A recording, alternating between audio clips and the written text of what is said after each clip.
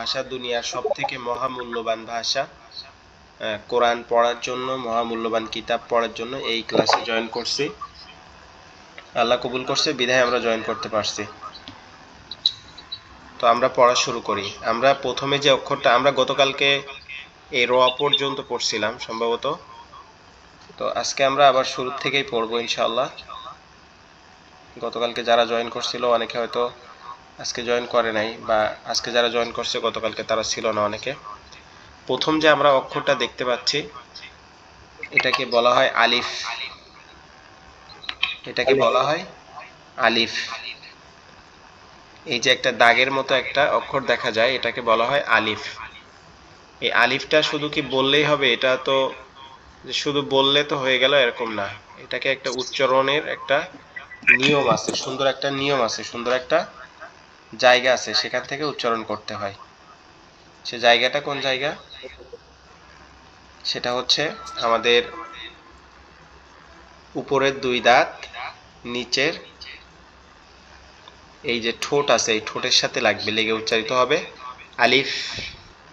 একটু বাতাস মতো বের হবে, উচ্চারিত হবে আলিফ আলিফ আলিফ। এরকম ভাবে উচ্চারিত হবে।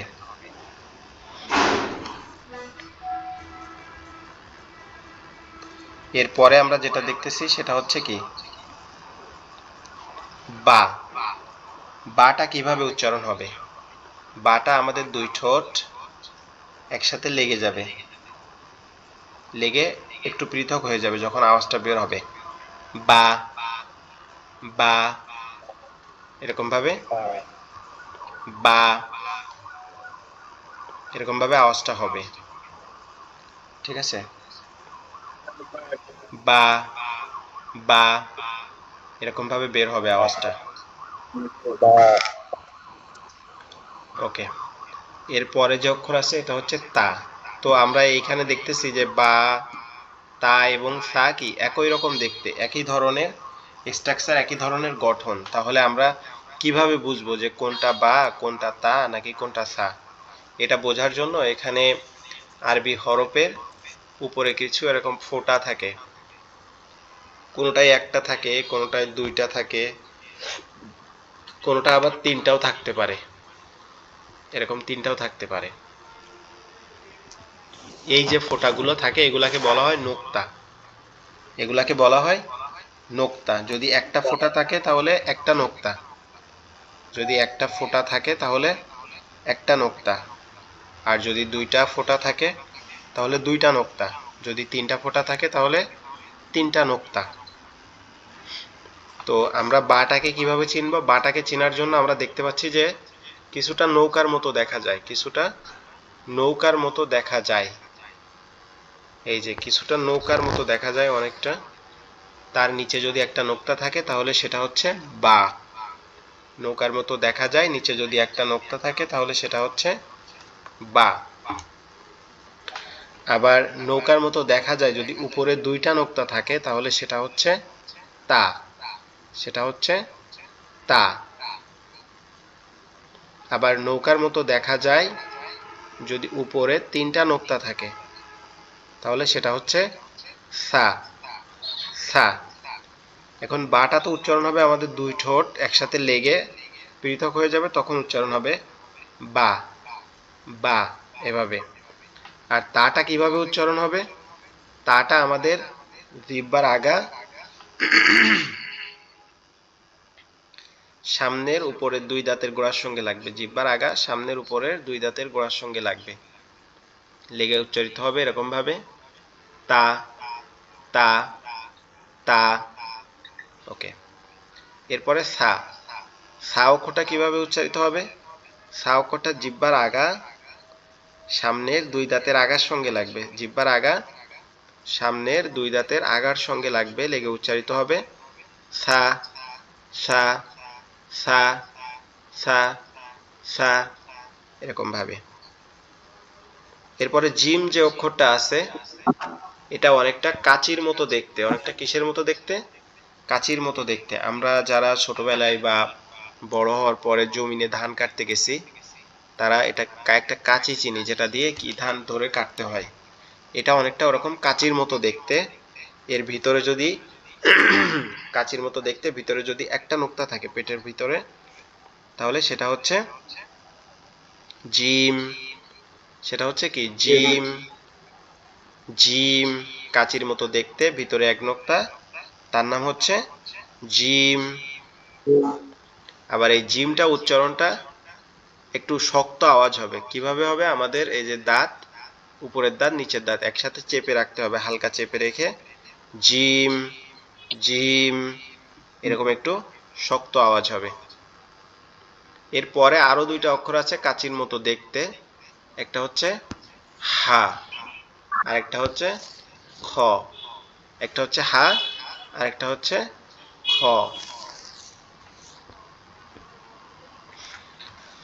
হা কোনটা? যেটা হচ্ছে কাচির মতো দেখতে কিন্তু কোনো নোক্তা নাই, ভিতরেও নোক্তা নাই উপরেও নোক্তা নাই, ভিতরেও নোক্তা নাই উপরেও নোক্তা নাই, সেটা হচ্ছে হা। হা, হা। আবার এটার আওয়াজটাও একটু অদ্ভুত টাইপের, যেমন অনেকটা ফ্যাস ফ্যাসানি মতো, মানে আপনার কেমন হবে? আওয়াজটা একটু ফ্যাস ফ্যাস মতো হবে, মানে ক্লিয়ার আওয়াজ আসবে না, ফ্যাস ফ্যাস মতো আওয়াজ হবে, মানে আওয়াজটা একটু ফ্যাস ফ্যাসানি মতন, যেমন হা, হা, হা, হা। এরপরে যেটা আছে কাচির মতো দেখতে, উপরে একটা নোক্তা, সেটা হচ্ছে খ।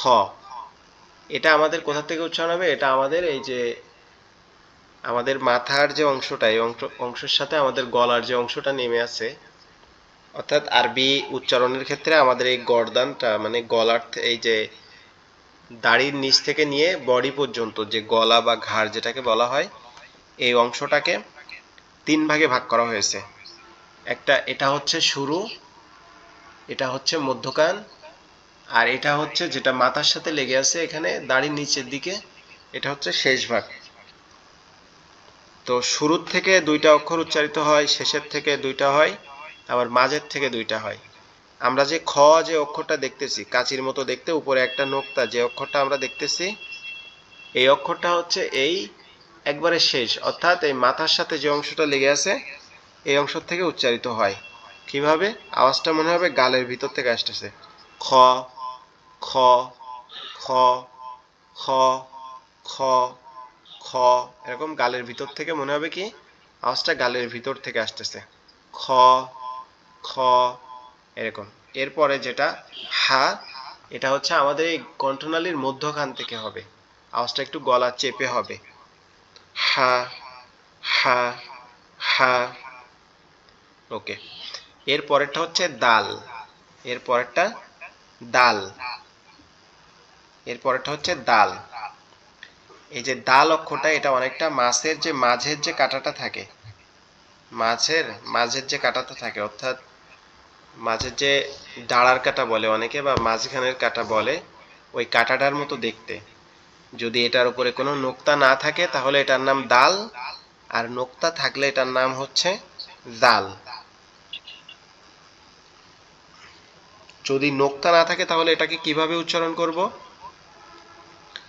এই জিহ্বার আগাটা সামনের উপরে দুই দাঁতের গোড়ার সঙ্গে লাগবে, লেগে উচ্চারিত হবে দাল, দাল, দাল, দাল। ওকে। আর যদি এর উপরে নোক্তা থাকে তাহলে কিভাবে উচ্চারণ করব?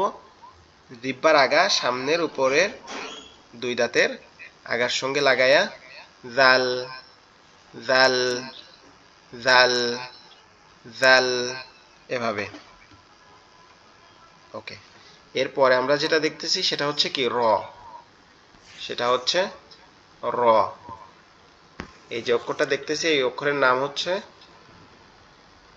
র। এই অক্ষরটার নাম হচ্ছে কি র।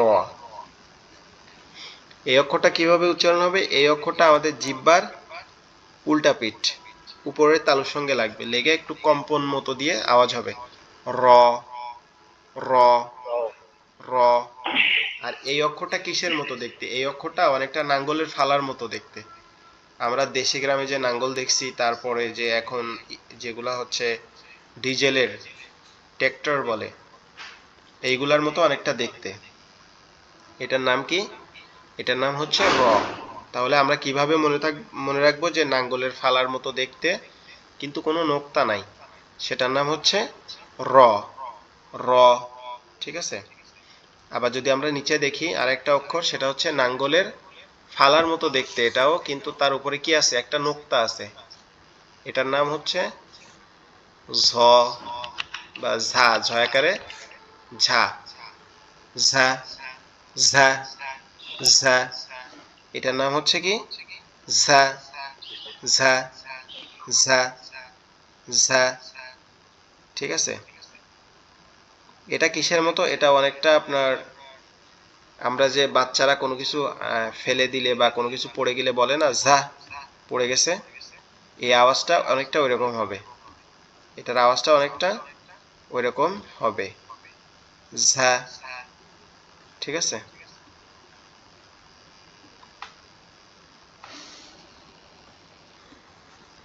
আচ্ছা, তারপরে যেটা আছে সেটা হচ্ছে সিন, সেটা হচ্ছে সিন।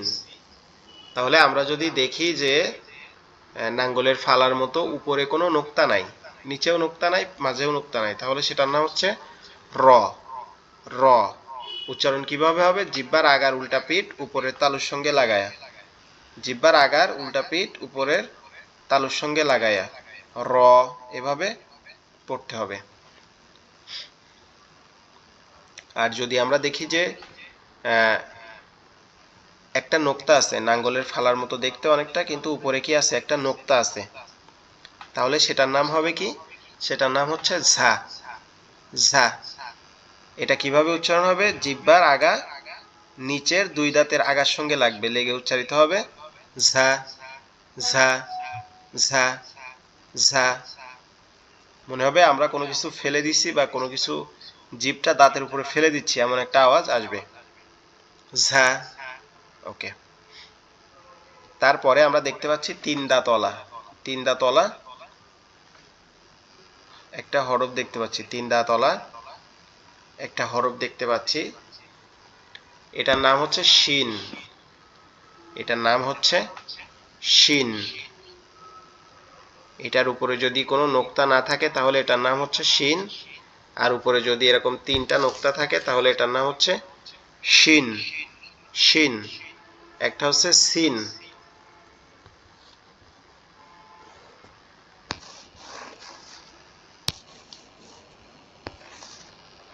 এই দন্তস্বয় দীর্ঘী দন্তান্ন সিন, আর একটা হচ্ছে শিন তালবস্বয় দীর্ঘী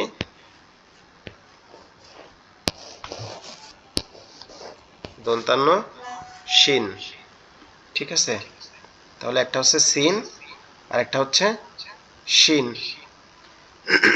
তো এই সিনটা উচ্চারণটা, আমরা যে ঝা যে অক্ষরটা উচ্চারণ করছি, এই সিনটাও একই জায়গার থেকে উচ্চারণ হবে, জিহ্বার আগা সামনের নিচের দুই দাঁতের আগার সঙ্গে লাগবে, লেগে হালকা আওয়াজে উচ্চারণ হবে, সিসির আওয়াজে সিন, সিন, সিন, সিন, সিন। এরপরে যেটা তিন নোক্তাওয়ালা আছে এটা হচ্ছে জিহ্বার আগা, না এটা হচ্ছে আপনাদের জিহ্বার মধ্যকান উপরের তালুর সঙ্গে লাগবে। তো উপরের তালুর সঙ্গে লাগাইতে হলে আমাদেরকে কি করতে হবে, দুই দাঁতের দুইটা যে পাটি আছে, একটা নিচের একটা উপরের, এই দুইটা একসাথে লাগায় রাখতে হবে, লাগায় পড়তে হবে শিন, শিন, শিন, শিন, এভাবে ইনশাআল্লাহ। ওকে, তারপরে যেটা আছে সেটা হচ্ছে কি সোয়াদ, পরে যেটা আছে সেটা হচ্ছে সোয়াদ।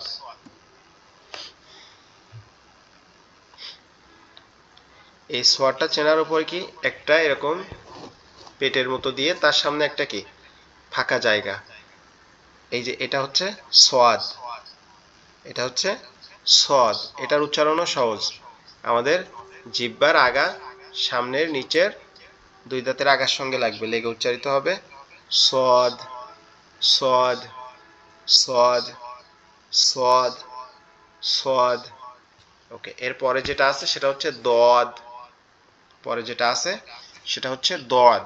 এই দদের উচ্চারণটা একটু কঠিন, দদের উচ্চারণটা একটু কঠিন, কেন কঠিন, কারণ এটা হচ্ছে আমাদের জিহ্বার গোড়া উপরের মাড়ির দাঁতের গোড়ার সঙ্গে লাগবে। জিহ্বার গোড়া উপরের মাড়ির দাঁতের গোড়ার সঙ্গে লাগবে, এই জন্য এটা একটু কঠিন।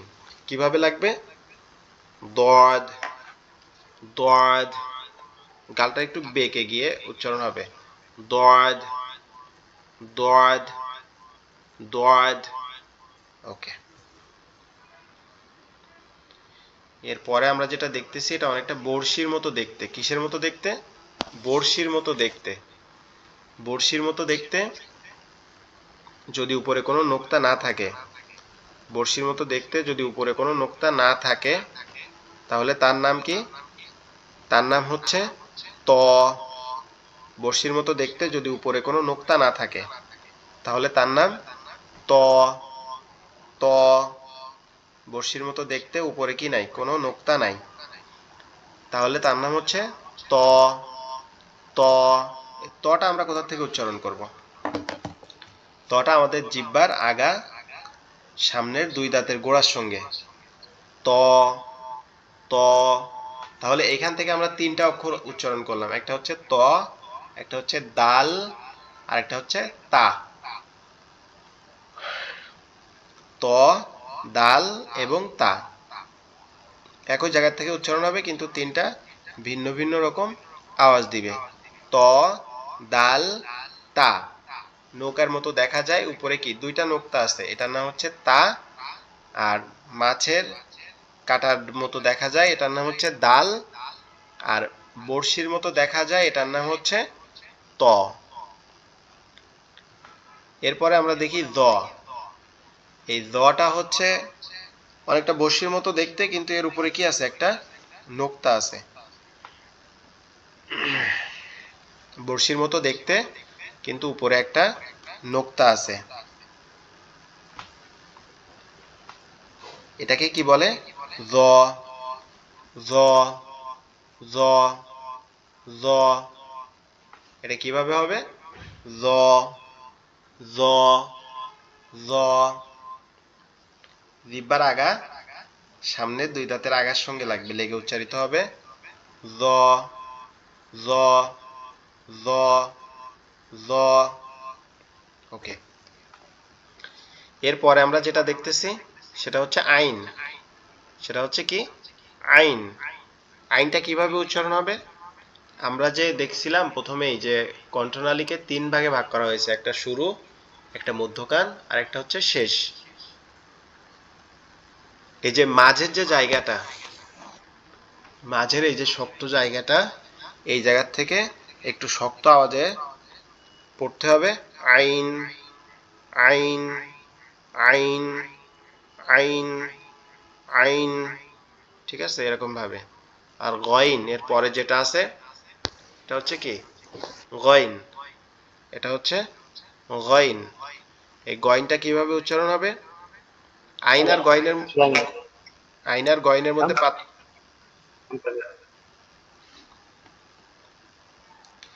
আইন এবং গইনের মধ্যে পার্থক্য হচ্ছে আইন খালি, গইনের উপরে কি আছে? একটা নোক্তা আছে। আইন খালি, গইনের উপরে একটা নোক্তা আছে। এই গইনকে কিভাবে পড়বো আমরা? গইনটা আমাদের এই যে গলার শেষ অংশ, অর্থাৎ মাথার সাথে যে অংশটা লেগে আছে, এইখান থেকে মনে হবে আওয়াজটা গালের ভিতর থেকে আসতেছে। গইন, গইন, গইন, গইন, গইন, এরকম ভাবে আসবে আওয়াজটা। গইন, গইন, গইন। ওকে, এরপরে যেটা আছে সেটা হচ্ছে কি? ফা। ফা, ফা। ফায়ের উচ্চারণটা একবারে সহজ। ফায়ের উচ্চারণ একবারে সহজ। কিভাবে? আমাদের উপরের দাঁত নিচের ঠোঁটের পেটের সঙ্গে লাগবে, লেগে আওয়াজ হবে ফা, ফা, ফা, ফা, ফা। আর ফাটা আমরা চিনবো কিভাবে? যে নৌকার মতো দেখতে, উপরে কি একটা নোক্তা। এই যে মাথাটা একটু মোটা, নৌকার মতো দেখতে, উপরে একটা নোক্তা, তার নাম ফা, ফা, ফা, ফা। ওকে, এরপরে আমরা কি দেখতেছি? অনেকটা একই রকম দেখতে।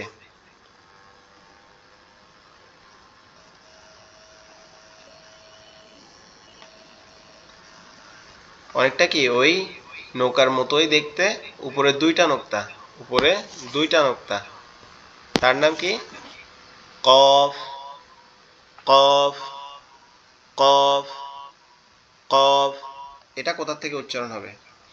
এটা জিহ্বার গোড়া, তার বরাবর উপরে তালুর সঙ্গে লাগবে। জিহ্বার গোড়া তার বরাবর উপরে তালুর সঙ্গে লাগবে, অর্থাৎ জিহ্বার গোড়ার অংশটা উপরের তালুর সঙ্গে লেগে উচ্চারিত হবে কফ, কফ, কফ, কফ, কফ, কফ। ওকে, এর পরের যেটা আছে সেটা হচ্ছে কি জিহ্বার, সেটা হচ্ছে কাফ, মধ্যকান পেঁচানো। বড়শির মতো দেখা যায়, মধ্যকান পেঁচানো। বড়শির মতো দেখা যায়, মধ্যকান পেঁচানো। তার নাম কি? Calf, calf, calf, calf. এটা কিভাবে উচ্চারণ হবে? জিহ্বার মধ্যকান উপরের তালুর সঙ্গে লাগবে, অর্থাৎ গোড়ার থেকে একটু সামনে উপরের তালুর সঙ্গে লাগবে, লেগে আওয়াজ হবে কাফ, কাফ, কাফ, কাফ। একটা হচ্ছে জিহ্বার গোড়া উপরের তালুর সঙ্গে লাগবে, দুই নোক্তাওয়ালা কফ, কফ, কফ, দুই নোক্তাওয়ালা কফ, কফ। কফ। আর একটা হচ্ছে মধ্যকান পেঁচানো, বড়শির মতো দেখা যায়, মধ্যকান পেঁচানো কাফ, কাফ। বড়শির মতো দেখা যায়, মধ্যকান পেঁচানো কাফ, কাফ, কাফ।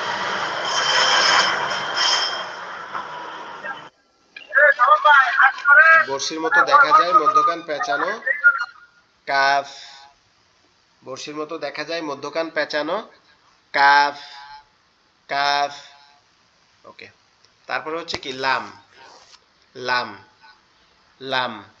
লামটা হচ্ছে জিহ্বার আগা, তার উপরের তালুর সঙ্গে লাগায়া লাম। সিম্পল উচ্চারণ,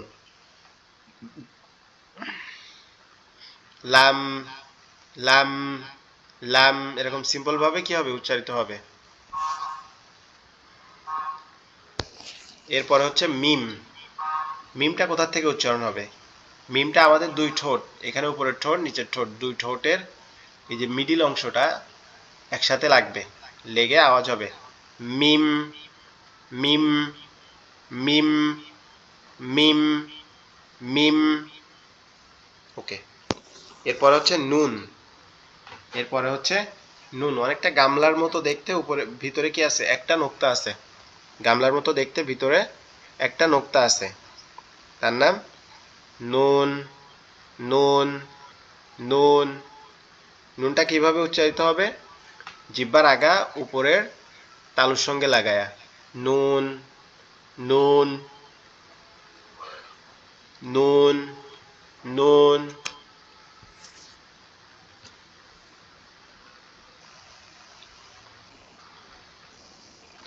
আর এটা হচ্ছে সব থেকে সহজ উচ্চারণ, ওয়াও, ওয়াও। আমরা কোনো ভালো জিনিসকে দেখলে অনেকটা কি কমার মতো দেখতে, কমা। আমরা যে বাংলা লেখার মধ্যে কমা ইউজ করি না, অনেকটা কমার মতো দেখতে। আমরা যদি কোনো জিনিসকে খুবই ভালো লাগে দেখে, তখন আমরা কি বলি? Wow, wow. তো এই ওয়াও এর উচ্চারণটা কিরকম? দুই ঠোঁট কি হবে? দুই ঠোঁট একবারে সুন্দর করে গোল আকৃতি হয়ে যাবে। বাচ্চারা যখন খুব আবদার করে কথা বলে বা কান্না করে কথা বলে, তখন কি করে? দুই ঠোঁট গোল করে কথা বলে না? Wow, wow. এই ওয়াওটাও এভাবে উচ্চারণ হবে, ওয়াও, ওয়াও। ওকে, এরপরে হচ্ছে হা। আমরা উপরে একটা হা পড়ছি, যেটা কি গলা চেপে আওয়াজ হয়েছে, বড় দেখতে, কিন্তু আওয়াজটা কি হয়েছে? গলা চেপে হয়েছে। কিন্তু এখানে যে হাটা আমরা দেখতেছি, এটা কি হবে? এটা দেখতে ছোট, কিন্তু এর আওয়াজটা কি হবে? বড় হবে। কিভাবে? হা, হা, হা, হা। এরকম ভাবে দেখতে ছোট, কিন্তু আওয়াজটা হবে বড়, হা, হা। ওকে, এরপরে আমরা যেটা দেখতেছি, অনেকটা দীর্ঘকারের মতো দেখতে, এরকম দীর্ঘকারের মতো দেখতে, অনেকটা দীর্ঘকারের মতো দেখতে। তার নাম হচ্ছে হামজাহ, হামজাহ, হামজাহ। আমরা এটা সহজভাবে মনে রাখতে পারি যে এটা হচ্ছে রাসূল সাল্লাল্লাহু আলাইহি সাল্লামের চাচার নাম হামজা। রাসূলুল্লাহ সাল্লাল্লাহু আলাইহি সাল্লামের চাচার নাম হামজা। হামজা, ঠিক আছে? এই যেটা দেখতেছি দীর্ঘকারের মতো, এটার নাম হচ্ছে কি হামজা। এরপরে এটা হচ্ছে কি কাচির মতো দেখতে অনেকটা, এটাও কাচির মতো বা দায়ের মতো দেখতে। নিচে কি আছে? দুইটা নোক্তা আছে। এটার নাম হচ্ছে ইয়া। ইয়া, ইয়া, এটার নাম হচ্ছে ইয়া। আর এটাও হচ্ছে ইয়ার আরেকটা রূপ।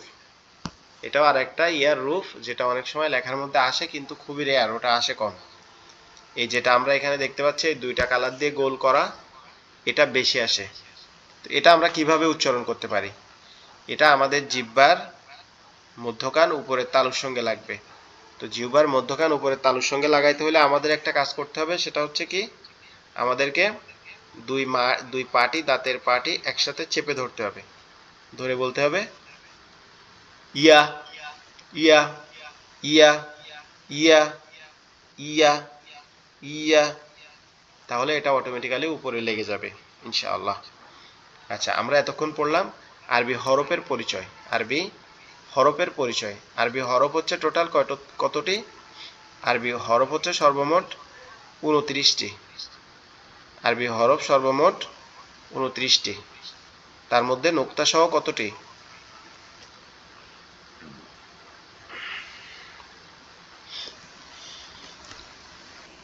নোক্তা সহ হচ্ছে 14টি। নোক্তা সহ 14টি, আর নোক্তা ছাড়া হচ্ছে 15টি। নোক্তা সহ হচ্ছে 14টি, নোক্তা ছাড়া হচ্ছে 15টি। তো আশা করি আপনারা অক্ষরগুলো বুঝতে পারছেন ইনশাআল্লাহ। তো আমরা যদি এই ক্লাসটা আরো, যখন আমাদের ব্যাচে আপনারা ভর্তি হবেন তখন আমরা আরো সময় নিয়ে আপনাদেরকে অক্ষরে একবারে খুঁটিনাটি দেখাবো, যে অক্ষরটা কিভাবে আসবে, কোথায় আসবে, কতটুকু পড়তে হবে, কতটুকু না পড়তে হবে, এটা আমরা একবারে ডিটেলসে দেখাবো আপনাদেরকে ইনশাআল্লাহ। আমরা এখন একটা বিষয় একটু দেখি, যে আমরা এই যে বা যে হরফটা আমরা দেখতেছি, এটা তো আমরা স্বাভাবিক দেখতেছি যে এরকম আসছে, কিন্তু এটা লেখার মধ্যে কিরকম আসবে? এই বা হরফটা যদি লেখার শুরুতে আসে তাহলে এরকম আসবে, মাঝে আসলে এরকম, শেষে আসলে এরকম। অর্থাৎ লেখার শুরুতে আসলে এরকম একটা দাগ থাকবে, তার নিচে একটা নোক্তা থাকবে। মাঝে আসলে এরকম একটা দাগ থাকবে, তার নিচে নোক্তা থাকবে। তার মাঝে আসলেও এরকম একটা উপরে দাগ মতো থাকবে, তার নিচে নোক্তা থাকবে। আর যদি সর্বশেষে আসে সেক্ষেত্রে কি হবে? পরিপূর্ণ অবস্থায় আসবে, শুধুমাত্র নিচে একটা নোক্তা থাকবে। ওকে। আর একই ব্যাপার তা এর ক্ষেত্রেও, যদি তা শুরুতে আসলে কি হবে? এরকম থাকবে, তার উপরে দুইটা নোক্তা থাকবে, এরকম এরকম এরকম দুইটা নোক্তা থাকবে। মাঝে আসলে এরকম থাকবে, দুইটা নোক্তা থাকবে। তার মাঝে আসলে এরকম থাকবে, দুইটা নোক্তা থাকবে। আর সর্বশেষে আসলে এরকম থাকবে, তার মধ্যেও কি থাকবে? দুইটা নোক্তা থাকবে। এরপরে সা এর ক্ষেত্রেও একই রকম, সা এর ক্ষেত্রেও একই রকম, এরকম। এবার আমরা যদি একসাথে লিখি, যে তা, ধরেন আমরা প্রথমে লিখলাম কি সা, যেহেতু আমরা তা দেখছি, বাও দেখছি, এরপরে আমরা লিখলাম বা, তারপরে আমরা লিখলাম তা, তারপরে আমরা আবার লিখলাম সা। তাহলে দেখেন একটা একটা নিয়মিত দেখলেই আমরা কি তিনটা অক্ষর লেখা বা তিনটা অক্ষর শুরুতে আসলে কিরকম হবে, মাঝে আসলে কেমন হবে, এবং শেষে আসলে কিভাবে লিখতে হবে বা কেমন হবে, এটা আমরা শিখে গেলাম। ঠিক আছে? তো যারা আমাদের ব্যাচে ভর্তি হবেন তাদেরকে আমরা এভাবে আরবি হরফ থেকে শুরু করে পরিপূর্ণ তেলাওয়াত শেখা পর্যন্ত ইনশাআল্লাহ 3 মাসের মধ্যে এভাবে ধাপে ধাপে নিয়ে যাব। আপনারা যারা জয়েন করছেন, আপনাদের যদি কোনো প্রশ্ন থাকে আপনারা জিজ্ঞেস করতে পারেন।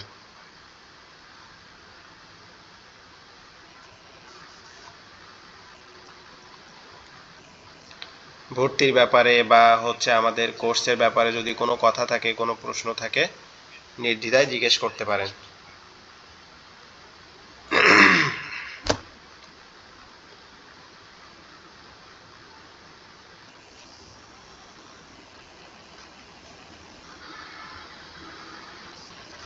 ওকে, কারো হয়তো বা কোনো প্রশ্ন নাই। তাহলে আমরা আমাদের পড়াটা চালিয়ে যাই। জি, এমডি সালাম, সালাম ভাই, আপনি কি কোনো কিছু বলবেন?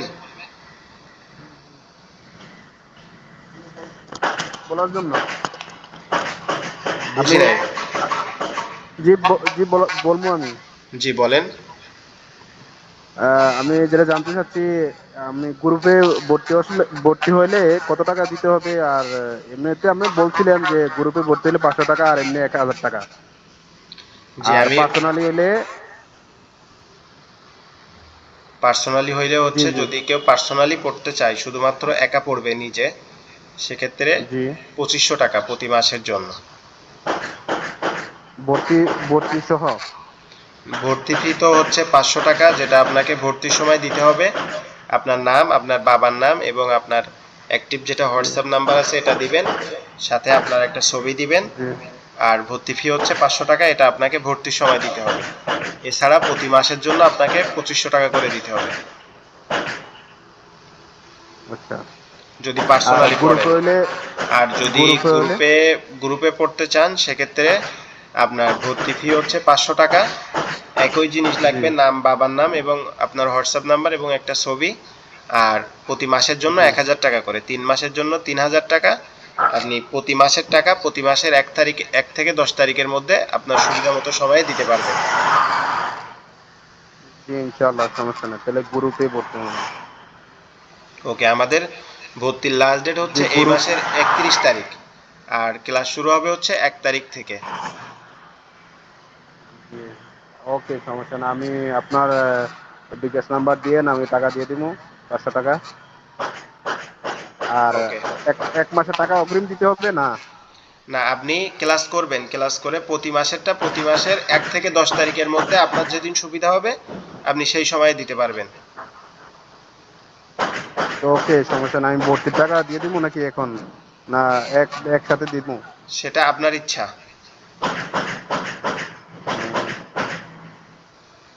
তো একসাথে দিয়ে দেই, সমস্যা নাই, একসাথে দিয়ে দেবো, সমস্যা নাই। এখন অনেকে এমন হয়েছে যে গত ব্যাচে এমন হয়েছে যে একজন ব- তিন, মানে ভর্তির টাকা সহ আপনার 3 মাসের টাকা একসাথে দিয়ে দিছে। এখন এটা হচ্ছে বিশ্বাসের ব্যাপার।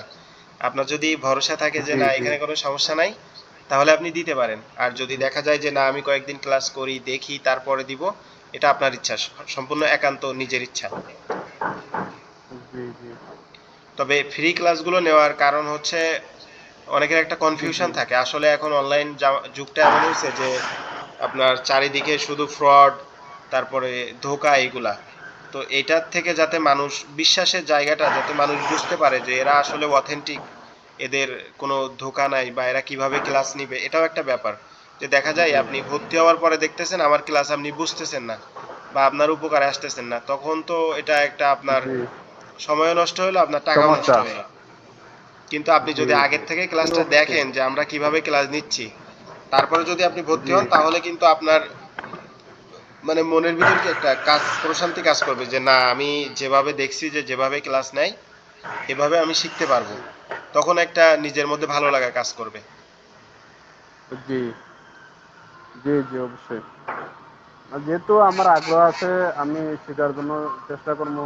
আর টাকা বড় কথা না, টাকা পয়সা বড় কথা না। আর সবচেয়ে উত্তম হয়েছে রাসূল সাল্লাল্লাহু আলাইহি সাল্লামের হাদিস, বুখারী শরীফের হাদিসে বলছে যে, বলা বলে, খয়রুকুম মান তাআল্লামাল জি কুরআনা জি, ওয়া আল্লামা। যে ব্যক্তি কোরআন মধ্যে শিক্ষা করে এবং অপরকে অপরকে শিক্ষা দেয়, শিক্ষা সে দেয়, হচ্ছে দুইজনেই সর্বোত্তম। উত্তম। যে জি, নিজে শেখে এবং উত্তম তো। অপরকে শিক্ষা দেয়, দুইজনই উত্তম। শিক্ষা দেয়, জি জি। এই কারণে আমি এখনো করি। আমি জামাত ইসলামের কর্মী, সদস্য হয়েছি, রোকন হয়েছি।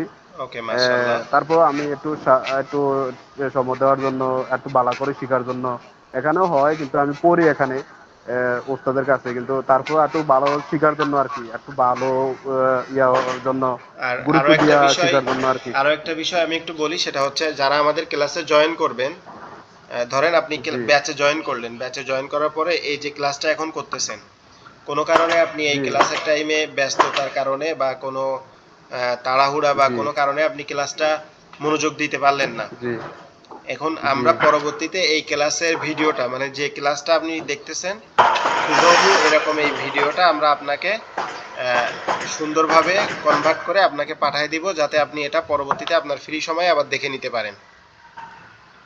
জি এবং যারা আমাদের আমি এই 3 মাসের কোর্সটা শেষ করবে, তারা কোর্স শেষে জি তাদেরকে এই পুরা 3 মাসে সে যতগুলা ক্লাস করছে সবগুলো একটা ফাইলে করে তাকে দিয়ে দেওয়া হবে, যাতে যদি তার কখনো মনে হয় যে আমি এই ক্লাসটা একটু আমার ভুল হচ্ছে, আমি এটা একটু দেখে আসি, সে তখন ওইটা গিয়ে ওই লিঙ্কে গিয়ে দেখে আসতে পারবে। জি জি জি অবশ্যই। ওকে, এখন অন্য কোনো ভাইয়ের যদি কোনো প্রশ্ন থাকে আপনারাও জিজ্ঞেস করতে পারেন।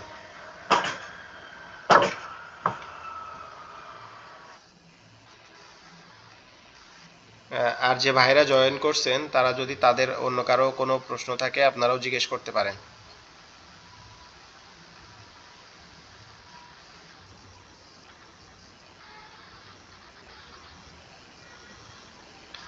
ওকে, কারো যদি কোনো প্রশ্ন না থাকে তাহলে আমরা আর একটু পড়ি। সেটা হচ্ছে, আমরা এতক্ষণ দেখলাম যে বা, তা এবং সা এই তিনটা অক্ষর আমরা শুরুতে আসলে কিভাবে লিখব, শেষে আসলে কিভাবে লিখব এবং মাঝে আসলে কিভাবে লিখব।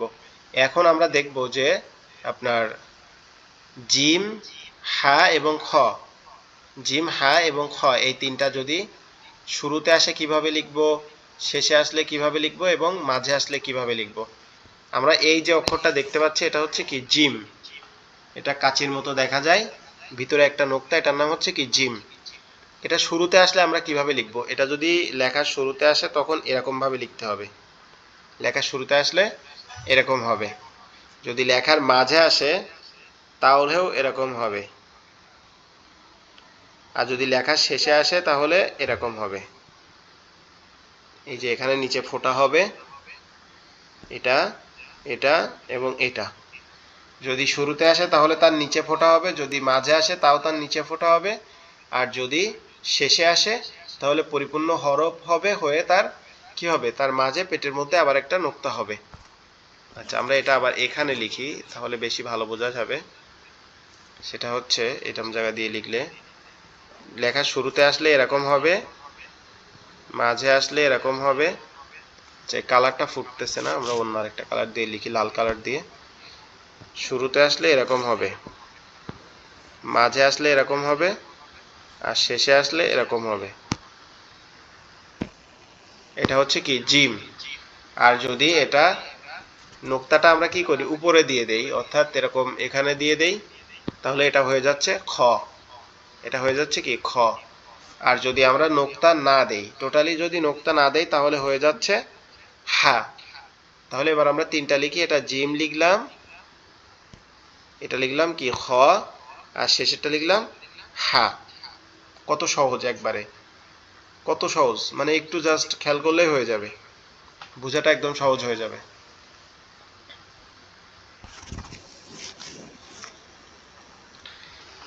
এরপরে দেখেন, এরপরে আমরা হচ্ছে দাল, জাল এবং র। এই দাল জালটা আমরা আগে দেখি যে এইগুলা শুরুতে আসলে কেমন হবে। ধরেন আমরা লিখলাম যে এই যে দাল বা জবর দাব, বা রু, দাল বা জবর দাব, আমরা এখানে তাসদিদ দিলাম। এগুলো আপনারা ইনশাল্লাহ কয়েকটা ক্লাস করলে পারবেন। দাল বা জবর দাব, বা জবর বা, র পেশ রু, দাব বারু। ঠিক আছে, আমরা যে দাব্বারুটা লিখলাম এখানে দালটা কি শুরুতে আসছে। এখন যদি আমরা লিখি দু না, দালাও পেশ না, আমরা যদি লিখি,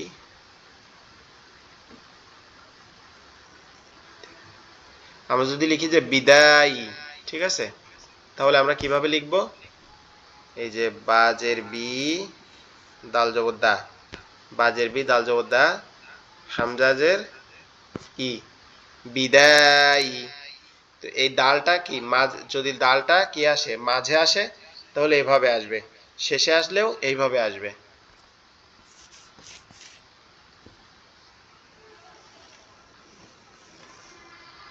এই দাল, এই হামজাজের ই, এই বি, দা, ই।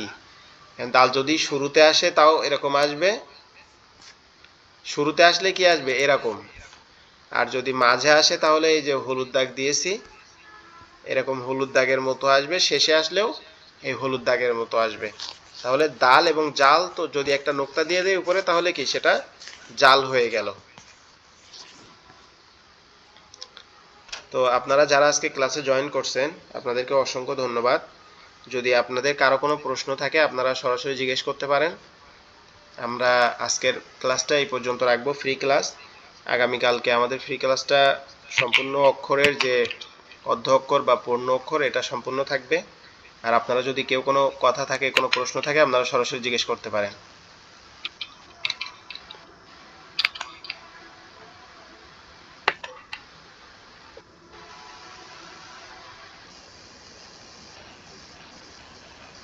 ওকে, কারো যদি কোনো কিছু বলার না থাকে তাহলে আমরা দুরূদ শরীফ পড়ে শেষ করি। আল্লাহুম্মা সাল্লি আলা সাইয়্যিদিনা হাবিবিনা মাওলানা মুহাম্মদ ওয়া আলা আলিহি ওয়া আসহাবিহি ওয়া বারিক ওয়া সাল্লিম। সুবহানাল্লাহি ওয়া বিহামদিহি সুবহানাল্লাহিল আযীম। আমাদের ব্যাচের ক্লাসটা আগামী 1 তারিখ থেকে শুরু হবে ইনশাআল্লাহ। আপনারা যদি কেউ আমাদের ব্যাচের ক্লাসে জয়েন করতে চান 3 মাসের এই ব্যাচে, তাহলে অবশ্যই আমাদের হোয়াটসঅ্যাপ নাম্বারে যোগাযোগ করবেন। ভর্তির জন্য আমাদের যে কাগজগুলো প্রয়োজন সেটা হচ্ছে নাম, বাবার নাম এবং অ্যাক্টিভ যে হোয়াটসঅ্যাপ নাম্বার আছে এটা, এবং একটা ছবি দিতে হবে ভর্তির জন্য। আর আমাদের একাডেমির ভর্তি ফি হচ্ছে 500 টাকা, যেটা দিয়ে আপনাকে ভর্তি কনফার্ম করতে হবে। এরপরে যারা ব্যাচে পড়তে চাচ্ছেন তাদের মাসিক ফি হচ্ছে আপনার 1000 টাকা, যেটা আপনি ক্লাস শুরুর পরে প্রতি মাসেরটা প্রতি মাসের 1 থেকে 10 তারিখে দিতে পারবেন। আপনারা যদি কেউ ভর্তি হতে চান তাহলে অবশ্যই জানাবেন। আমাদের অল্প কিছু সংখ্যক সিট আছে, আমরা অল্প কয়েকজন ভাইকে নিব। আপনারা যারা যারা ভর্তি হতে চান দ্রুত অবশ্যই কনফার্ম করবেন ইনশাআল্লাহ।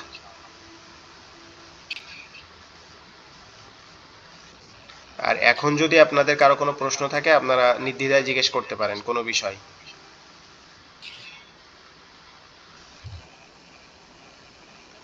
হয়তোবা আপনাদের কারো কোনো প্রশ্ন নেই। আশা করি সবাই ভালো থাকবেন, প্রবাসে সুস্থ থাকবেন। আসসালামু আলাইকুম। ওয়ালাইকুম আসসালাম ওয়া রাহমাতুল্লাহ। ভাই আপনি কিছু বলবেন? ভাই মনে হয় লজ্জা পাইছে। ওকে, আল্লাহ হাফেজ। সবাই ভালো থাকবেন, সুস্থ থাকবেন, দোয়া রাখবেন। আসসালামু আলাইকুম ওয়া রাহমাতুল্লাহি ওয়া বারাকাতুহু।